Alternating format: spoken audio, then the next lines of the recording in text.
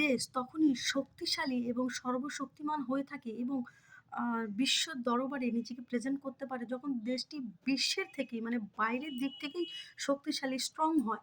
তো আমাদের দেশ আমাদের প্রাইম মিনিস্টারের দৌলতে তার কাজকর্মে আমাদের দেশ এই কয়েক বছরে বহির্বিশ্বে অনেক বেশি শক্তিশালী হয়ে গেছে। জিডিপির দিক থেকে বলুন, ইকোনমিক দিক থেকে বলুন, নানান রকম দিক থেকে আমাদের দেশ এখন মোটেই পিছিয়ে নয়।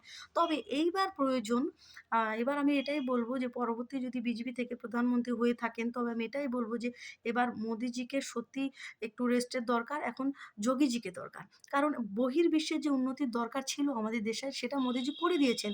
এবার ভেতরের আমাদের দেশের ভেতরে যে গদ্দারেরা রয়েছে, যে দেশবিরোধী লোকজনেরা রয়েছে তাদেরকে শায়েস্তা করতে এবং দেশকে ভিতর থেকে শক্ত করতে, ভেতর থেকে সিকিউর করার জন্য যোগীজিকে প্রয়োজন প্রধানমন্ত্রী হিসেবে। তবেই এই ভেতরে যে দালালরা রয়েছে, অন্য দেশের দালালরা, পাকিস্তানের দালালরা তারা শিক্ষা পাবে এবং দেশ ভেতর থেকে সিকিউর হবে, স্ট্রং হবে।